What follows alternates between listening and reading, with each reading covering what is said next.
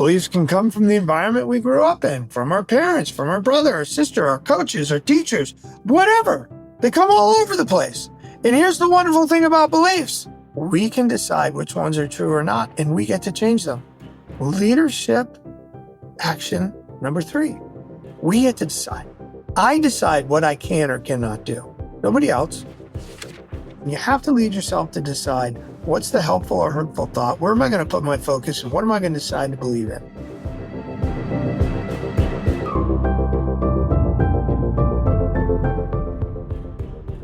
That's Alden Mills. He's a former Navy SEAL who's been ranked #1 platoon commander and has been on a mission ever since to help 100 million people be unstoppable. He's also an accomplished businessman and inventor of the perfect push-up. In his books, he shares the necessary mindset changes to build the mental toughness to succeed. So you'll learn 1, how to push past fear, 2, how to master the mindset loop, and 3, how to direct your emotions. And if you want a quick summary write-up of these actionable takeaways, I recommend you sign up for the free Gold Nugget email newsletter found at awesomeatyourjob.com. I'm Pete Makaitis. This is How to Be Awesome at Your Job. And now, here's Alden.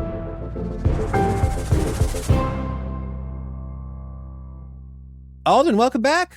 Pete, it is so great to be back. Thank you for having me.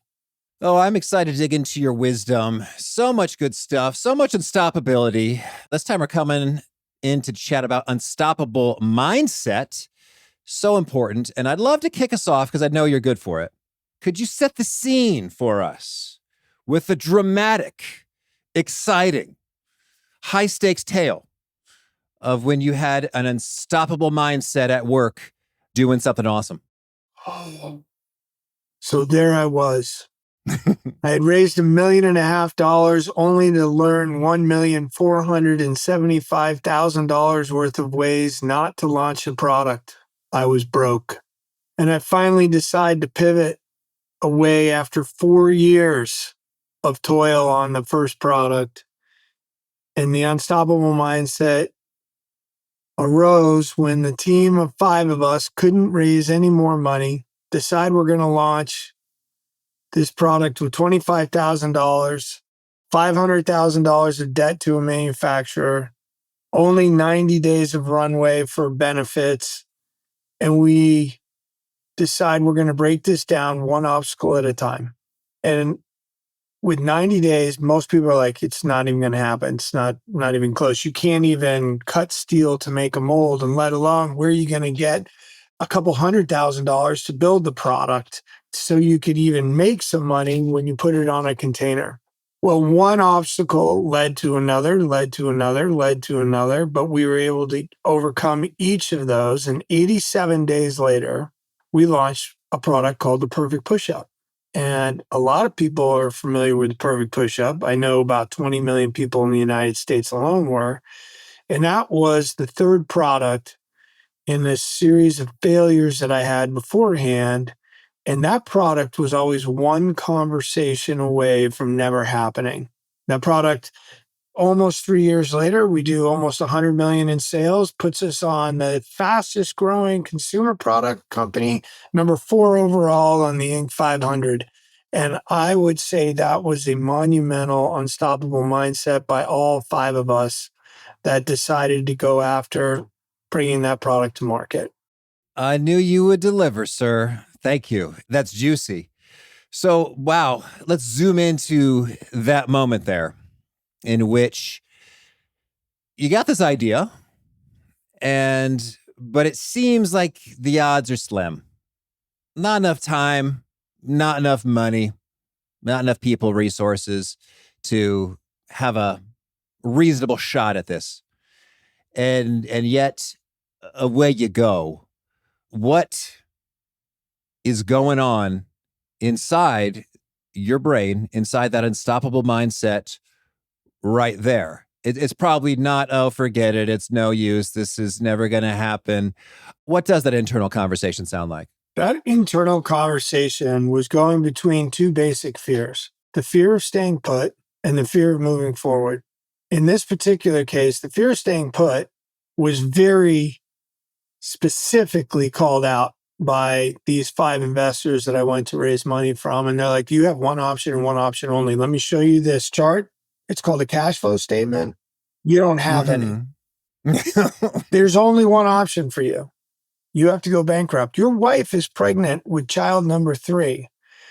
You're not making any money. You have to go get a job. It wasn't even a question of, oh, there was a slim chance. It was like, it's over. And when you ask the question, okay, well, so what's going through your mind? It became very clear, hey, if we go behind door number B called bankruptcy, we know exactly what's going to happen. We're going to flush the last 4 years of hard work. But if you look at the A door, the alternative, and the alternative was, hey, what do we still have available to us? Well, one, we had a good relationship with our manufacturer. He knew what we were dealing with, and he liked the new product, and he was willing to take more equity because that's what we had left in the business. And he was able to float us the first couple of containers, and he was able to cut the mold, the steel, much faster than 90 days. He got it done in 26 days. And when people started to realize, like, hey, this is it, we're going bankrupt, or we can give you a little equity, and if you want to come along for this wild ride with us, a lot of people chose to do the wild ride and chose door number A. So when we talk about the 2 basic fears, I really think of it like this. Until the fear of staying put is greater than the fear of moving forward, you're going to stay put. I did not want to star in the bankruptcy movie. And I was willing to go way down the line of venturing on the unknown to see what would happen and what we were capable of. And one conversation would lead to another. You know, one day led to 2, led to 4, led to a week, led to 6 weeks.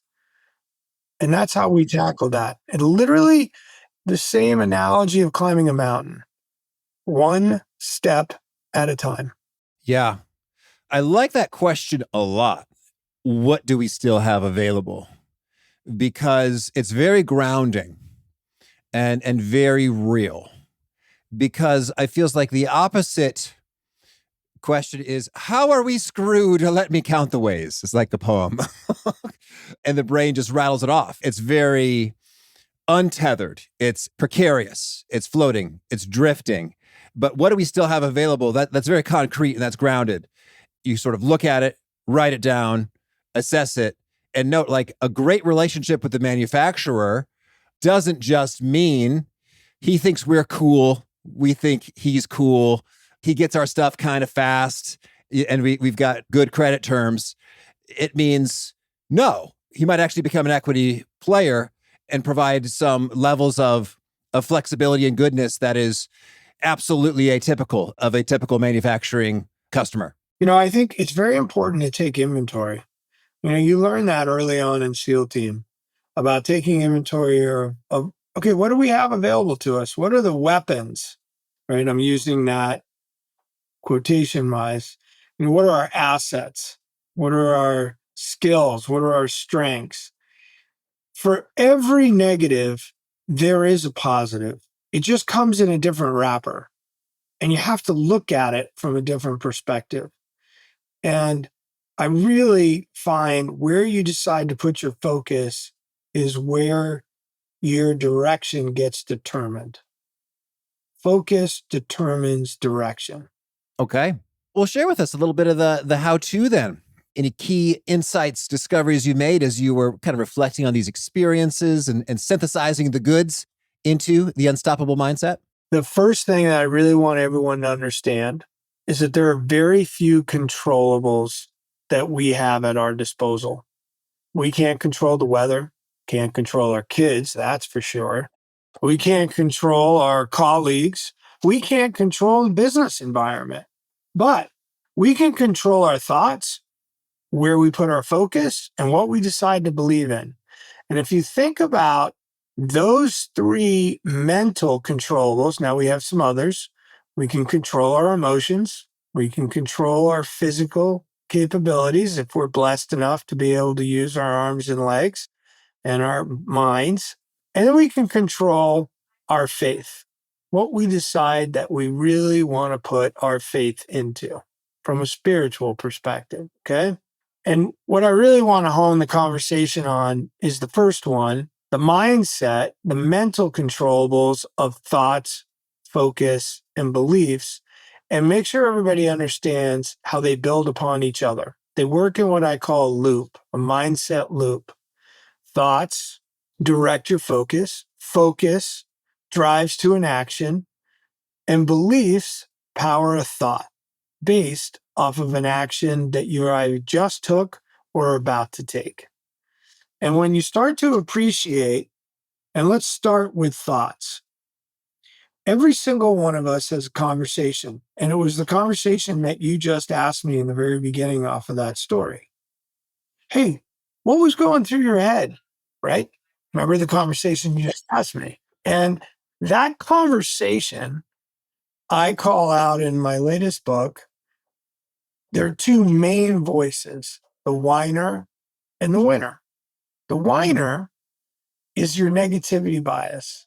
My whiner when things are getting hard or I'm struggling and I'm tired and I'm starting to have a pity party for myself sounds like a 10-year-old Alden. You know how hard this is going to be. Why do you think you can do it? Who do you know has done this before? Everyone else thinks you should go this way.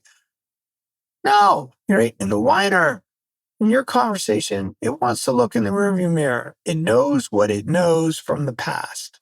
And it wants to bring the past into your present. Now, that's a danger because if you're using something that's restrictive or limiting from your past into your present, well, what do you think that does for your future?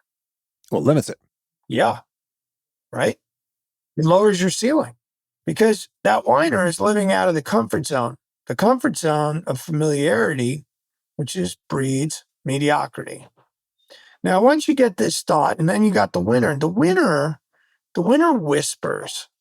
The winner will say things, especially when you're doing something new to you.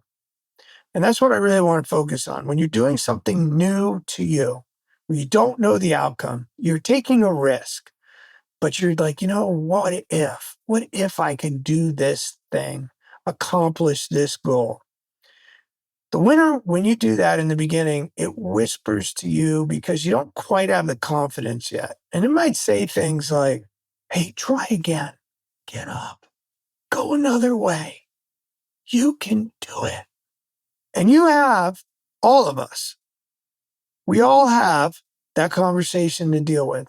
And I call that conversation our first leadership decision. And it's the first leadership decision of deciding whether I can or I can't. And you have to know the deck is stacked against you. It's stacked in the form of I can't. That's negativity bias. Neuroscientists will say on average, we have about a 3-to-1 ratio of negative to positive. And we have that because it's a survivability mechanism to keep ourselves safe. Here's the good news.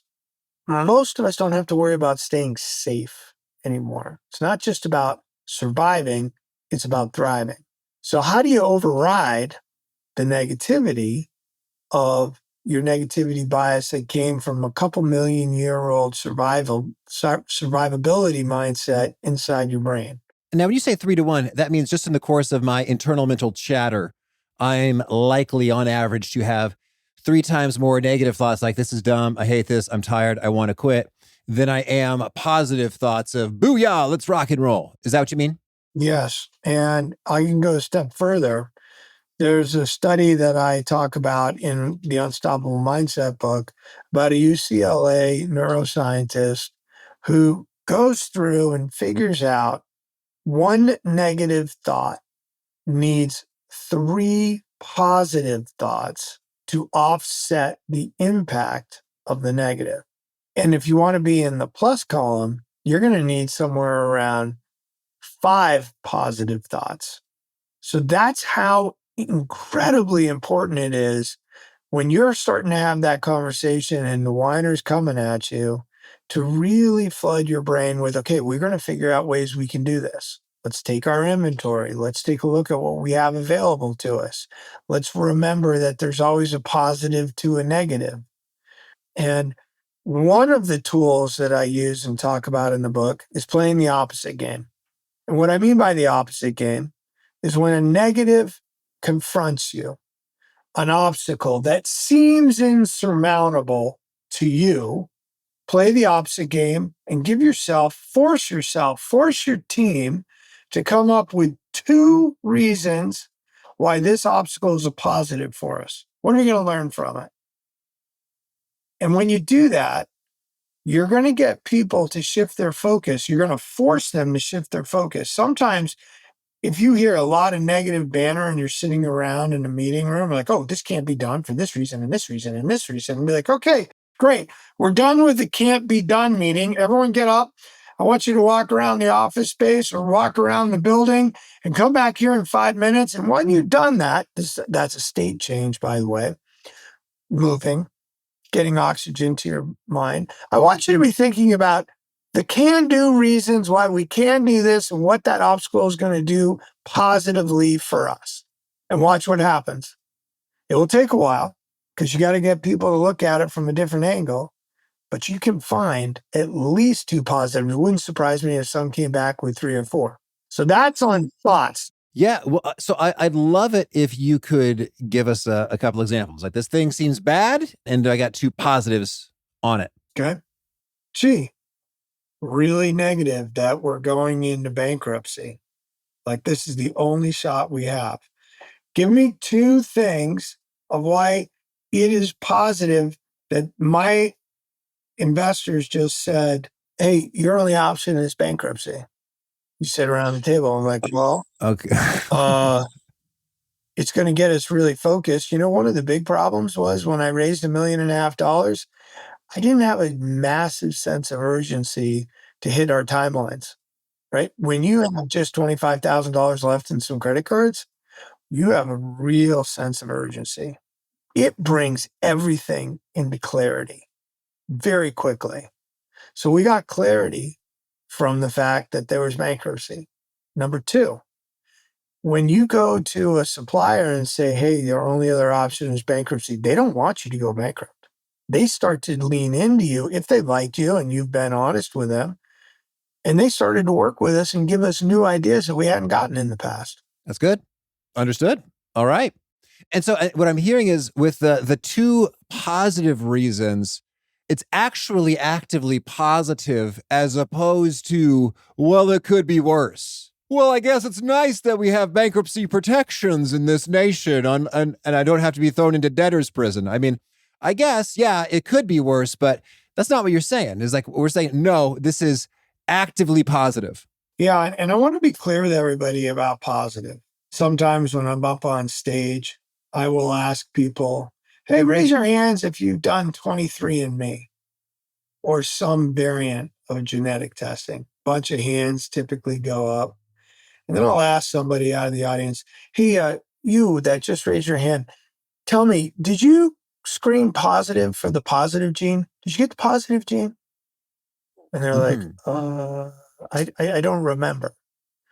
And I go, well, let me tell you, it's right above the leadership gene and just below the success gene. And then they kind of get it like, oh, no, I don't get that. I'm like, obviously you didn't, because there's no such thing, right? Yeah. And when I talk about the positive, let me be specific here. I'm talking about can do positivity. I'm not talking about just, hey, let's be a cheerleader for cheerleader's sake. I'm asking you to look at this from the perspective of what can we do? Mm-hmm. And indeed, how does this circumstance enable us to can do it better than if it were absent? Correct. Bankruptcy yields focus, and that's handy. Correct. All right. Well, yeah, let's hear about the focus. So here it is. We've had this conversation and we've generated some thoughts. We've generated a bunch of negative thoughts because that's what the whiner is really good at.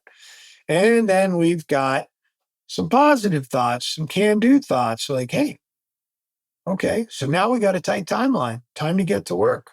We're going to cut out all the fluff of what we need to do and just focus on how we're going to bring this product to market.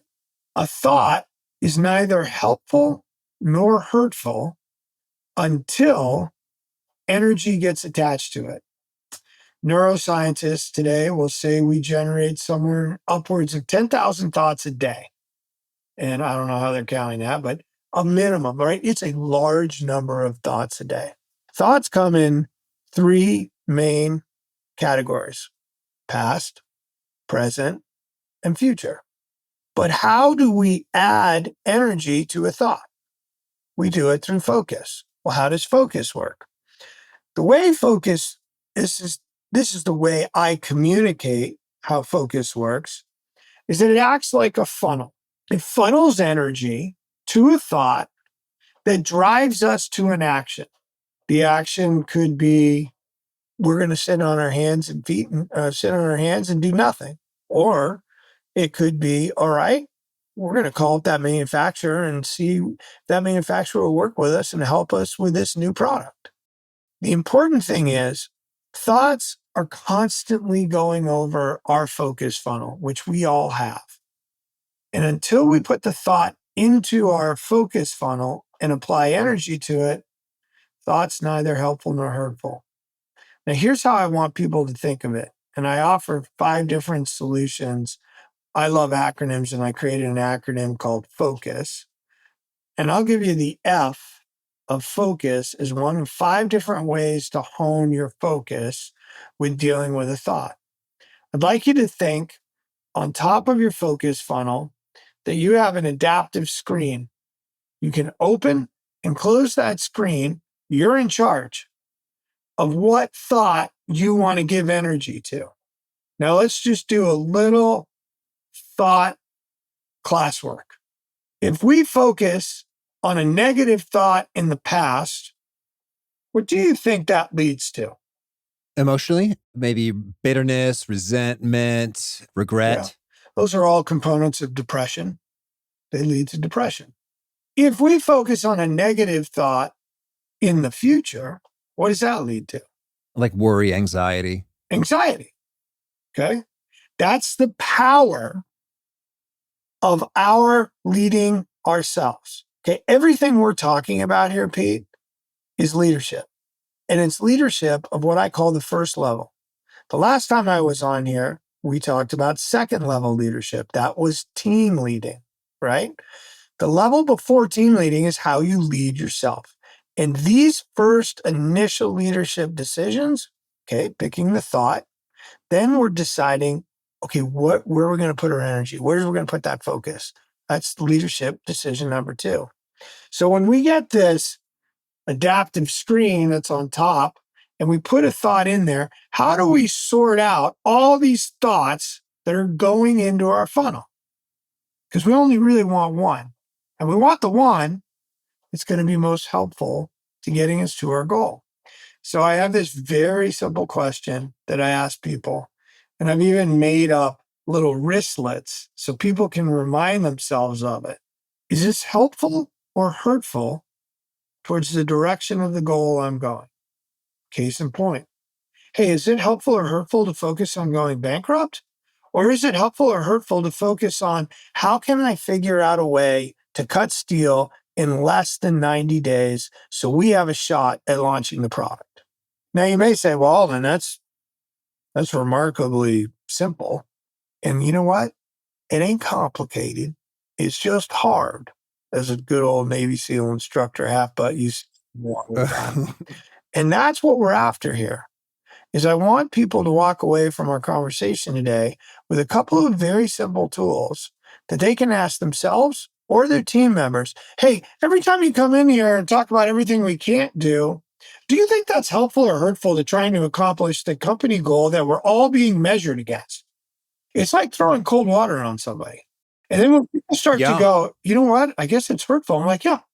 And if you're saying that inside your mind, and now you're saying it out to infect everybody else, remember the old adage, one bad apple spoils the bunch? Right, yeah. That's negativity bias. It's the same thing we're talking about here. Well, so let's zoom in. So we're living life. We're having idle moments of in the shower or driving. And then a thought comes into the mind like, oh, I might go bankrupt and we might have to downsize to sell this house and get a tiny apartment somewhere. So I guess that's future negative.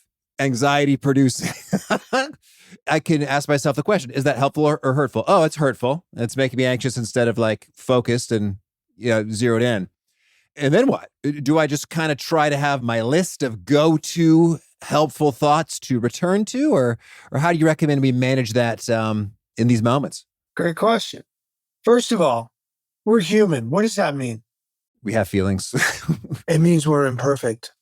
Yeah. Right? It means we can't do it all. It means that our focus funnel that Alden just talked about, it's porous. It can sprout holes on the side. And it can sprout holes from external forces of different people saying, you can't do that. It's never been done before. No, that won't work. And all of a sudden, energy gets pulled off the side of your focus funnel. So you've lost your laser focus. Or you have internal focus funnel hole makers that are saying, what are you doing? You can't do this, right? They're based off of fear, things of doubt or questioning beliefs. And when you get to those points, the key is being aware enough to be like, hey, that's a negative hypothetical. If I'm thinking about something in the future, if I can't do this, then I'm going to have to move to a smaller apartment, and I've just gotten married and my wife's going to hate me, and I've burned through all of this, and oh my God, I'm going to look like a loser and I'll never get a job. What? I should stop right now. What am I doing? Right? That is projecting a negative hypothetical into the future. Pete, helpful or hurtful negative hypothetical? Hurtful. Yeah, right? But you, the listener, has listened to Alden and Pete talk about this and saying, hey, that's something in the future. I can't control that yet. The only thing you can control is what you decide you want to create for your own future. And at that point, you get to go back and say, hey, flush the funnel, new idea. Alden, what is helpful that I can do today to take action to accomplish this goal? What one thing can I do? And when you start having that conversation hourly, sometimes by the second, example, going through Hell Week and SEAL training, where they give you a total of 3.5 hours of sleep over 5.5 days, you get to a point where all you're saying is, can I take another step? Yeah, I can take another step. I'll take another breath. I'll do one more step. Climbing Denali at 50, 15 days. And I didn't get to see the summit until 45 minutes before we made the final turn. Do you think it's helpful or hurtful to say, where's the summit? I can't see it. On day 2. Are we there yet? Are we there yet? Right? No, it's not. But you got to like, hey, forget about that. I got to stay in the moment and not focus on the mountain. And that's a phrase that I use a lot.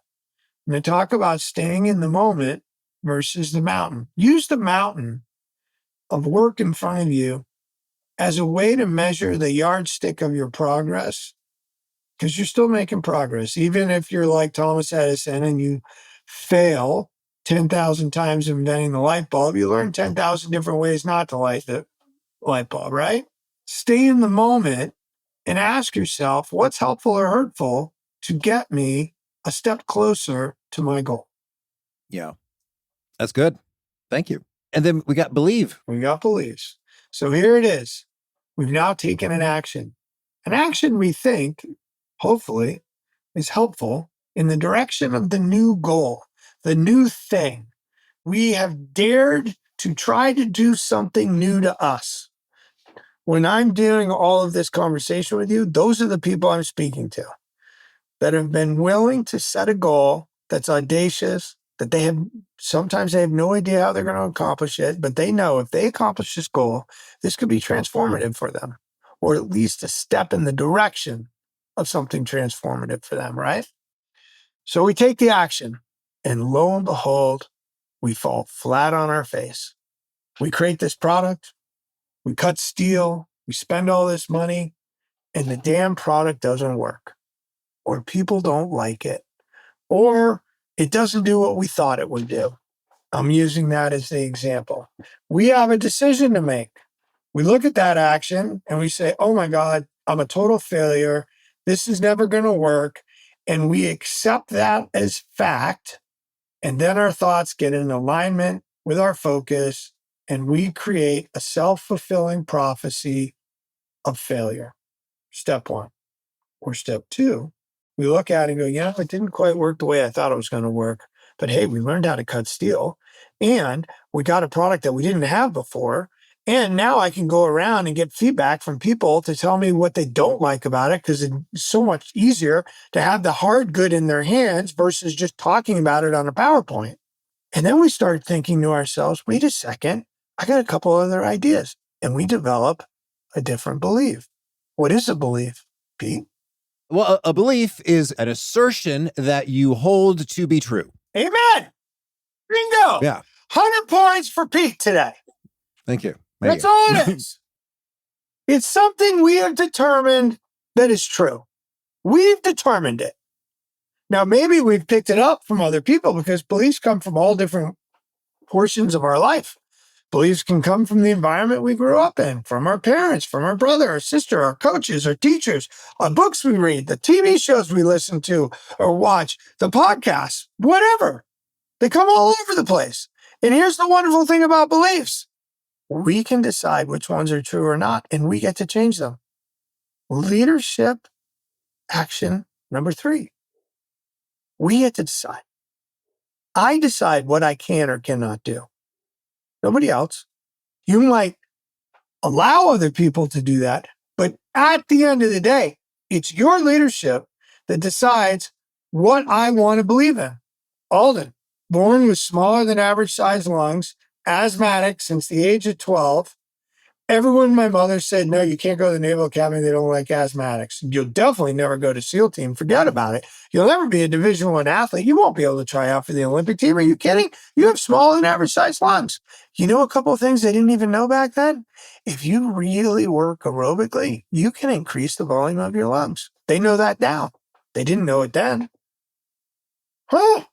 Cool. Interesting, right? So what's that got to do with thoughts and focus?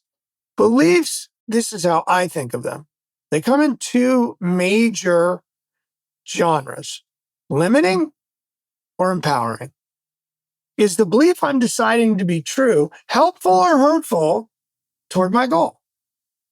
Imagine starting off in a company going, well, I'm raising all this money, but I really don't think it's going to work. Would that be helpful or hurtful? Well, it's hurtful for your motivation and belief in and doing all the things you're trying to do. Well, why would you do that? But you know what? Half my SEAL class, who took on average 2 years to show up and get to the starting line, when push came to shove and they had already passed a PT test, physical fitness test, 4 times, they got one more time to do exactly the same test. This is the lead story in the book, right in the beginning. 122 of us, 64 passed the test. You know why? Because they had a belief that they really couldn't be there. They really couldn't do it. So they passed it 4 times previously, and the 5th time... The 5th time, when it mattered to class up and actually start training, because all of the other stuff was just pre-phase training, they don't class. Belief. That is surprising. It's an operating system. It's our basic operating code. And here's the rub with a belief. A belief acts like a seed. And the more we empower it, fertilize it with our thoughts and focus, it drives us to take an action. That action is called a behavior. One sponsor to check out is Bamboo HR. I love owning my own business and I love humans, but I do not love doing compliancy, human resource kinds of things. HR is hard, but Bamboo HR is easy.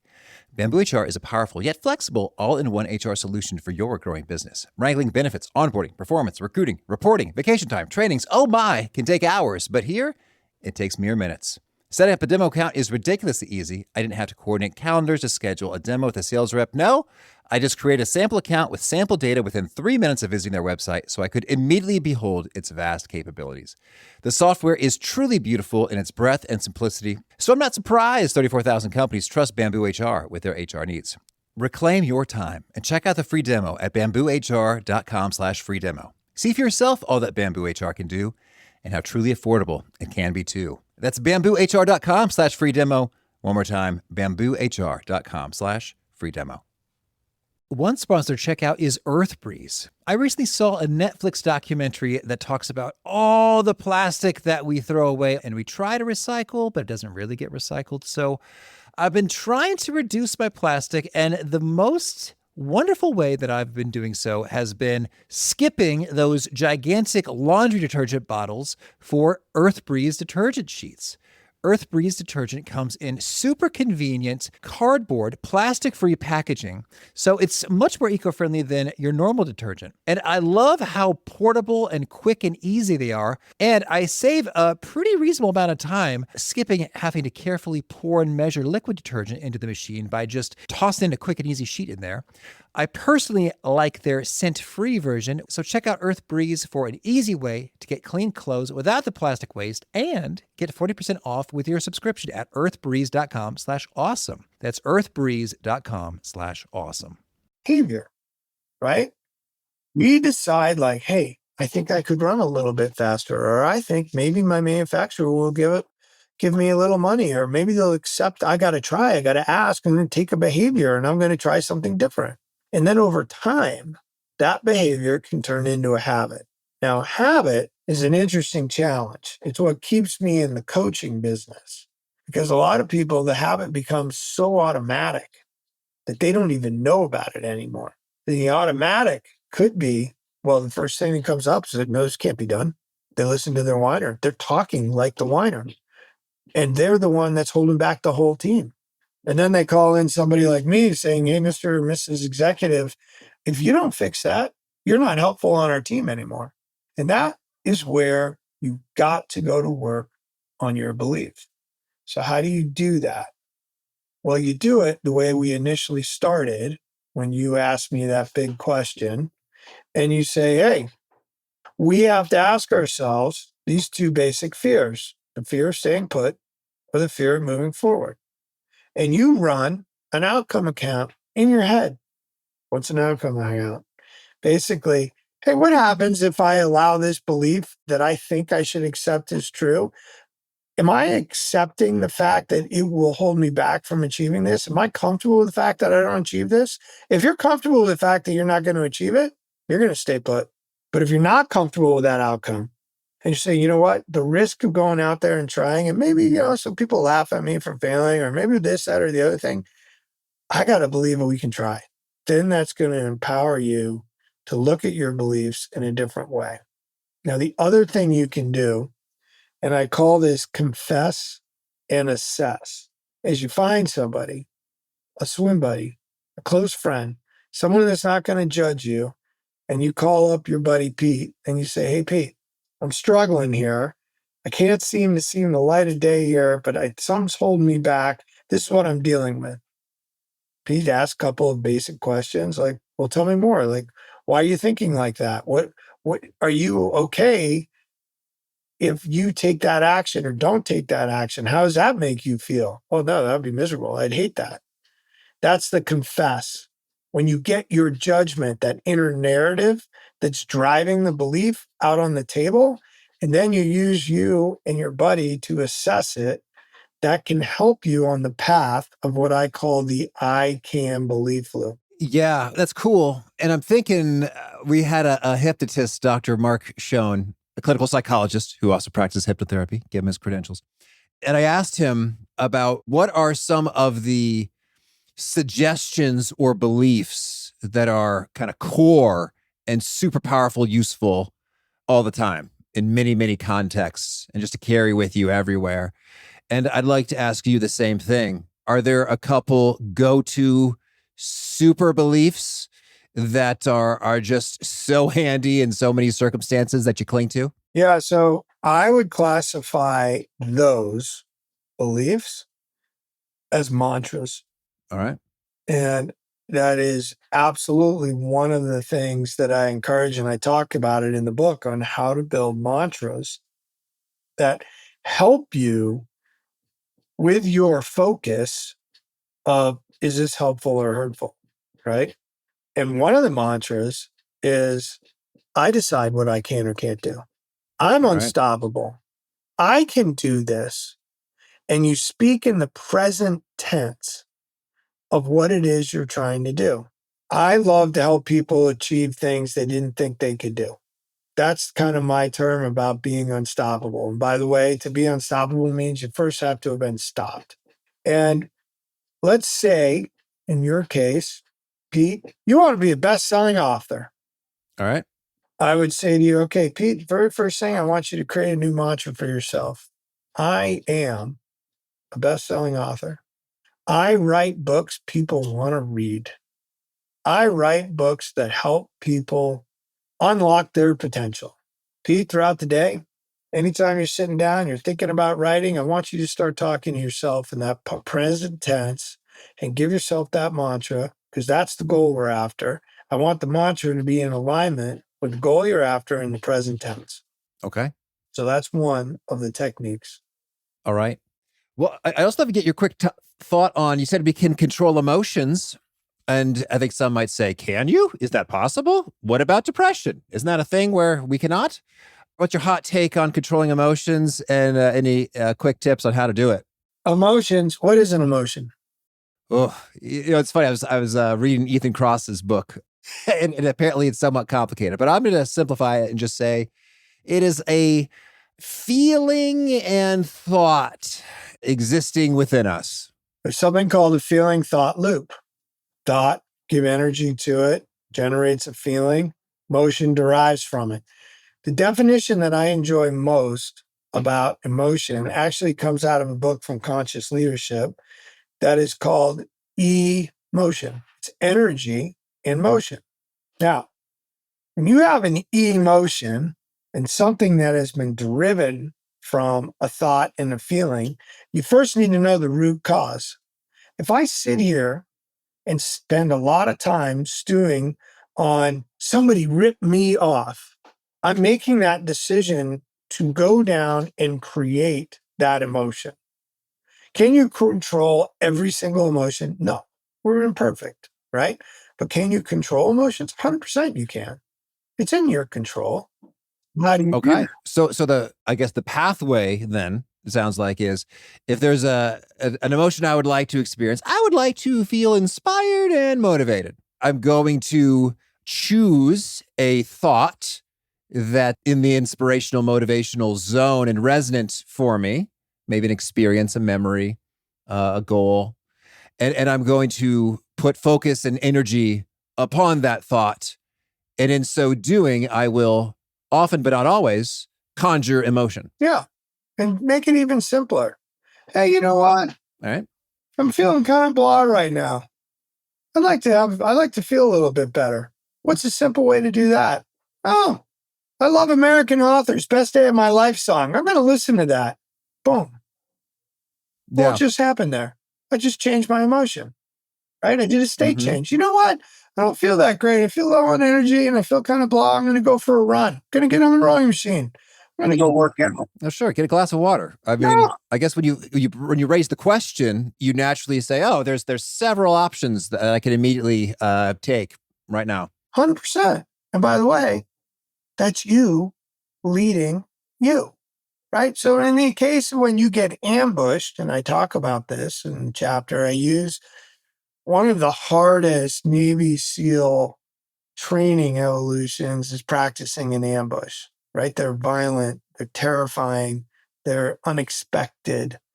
And you got to think clearly when you get ambushed. But we ambush ourselves all the time. We let our thoughts run wild. We're not paying attention because we're doing something else. We're looking at our phone, and all of a sudden something pisses us off. And before we know it, an emotion comes out and we're all fired up. So you got to learn to move that emotion. What is the big challenge when we get an ambushed emotion? Well, that fires the amygdala. The amygdala, a little almond-sized piece of our brain that has to deal with fight, flight, or freeze. And the problem with when the amygdala gets fired is it changes the blood flow from the prefrontal cortex, front of our brain, where executive function and compassion and collaboration live, and put us in a state where cortisol and adrenaline are firing through our veins. Cortisol, so we can just go to the sugars. Adrenaline, so we can get up to speed to whether we're going to fight or flight. And then we're not solving anything creatively. And then more emotion can stack on there. Quickest way to move that, and you have to work on this, is through a box breath is one example. Breathing through the nostril, holding, exhaling, holding, moving, doing a state change, getting yourself to calm back down from that emotional ambush. That's good. I don't. Well said. Well, tell us anything else you want to mention before we hear about a few of your favorite things. I really want people to understand they are their own best leader. Okay. Every single one of us is a leader. We have to lead ourselves to get up in the morning. We have to lead ourselves to listen to this podcast. We have to lead ourselves to decide what we can or can't do. And you have to lead yourself to decide what's the helpful or hurtful thought. Where am I going to put my focus and what am I going to decide to believe in? You learn to lead yourself through those. Watch how many people will learn to lead to follow you. Big thanks to Alden for sharing his wisdom with us. And big thanks to our sponsors. Check them out. Now, could you give us a favorite quote? Something you find inspiring. Of course. Seneca, success is a matter of belief. All right. And a favorite book? I'm really geeking out on this book right now. A Calendar of Wisdom by Leo Tolstoy. Daily little wisdom that gets your mind in the right place, your thoughts, your focus, and your beliefs to start the day. All right. And a favorite habit? Telling my kids I love them. And a key nugget you share that really seems to connect and resonate with audiences? Something they quote back to you often? Is this helpful or hurtful? All right. And if folks want to learn more or get in touch, where would you point them? Alden-Mills.com. And do you have a final challenge or call to action for folks looking to be awesome at their jobs? Yes. I want you waking up every day asking yourself, what's one thing I can do that's going to push me out of my comfort zone, that's going to drive me to do something courageous, audacious, something that over time will change my life. Beautiful. Alden, this is so powerful. Thank you. Pete, great questions. Always love being with you. Keep inspiring, brother.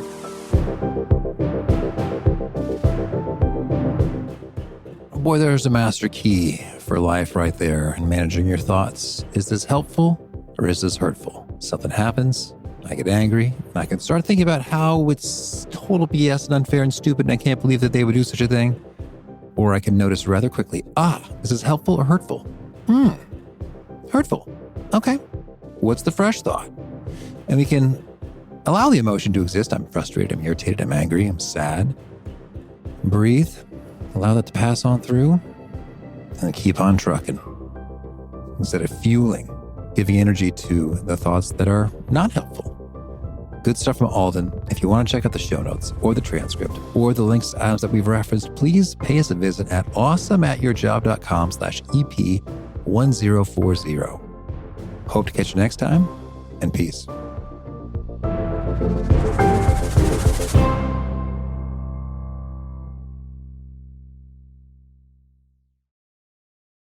If you're running a retail business, don't let disorganized order fulfillment cause chaos. Use ShipStation instead. From running a business out of your garage to multiple warehouses, ShipStation is ideal for every phase of your growth. Save time with one login for all your stores and by automating tasks. Plus, you'll get the best shipping rates from global carriers. Calm the chaos with the shipping software that delivers. Start a free trial at shipstation.com/audio. That's shipstation.com/audio.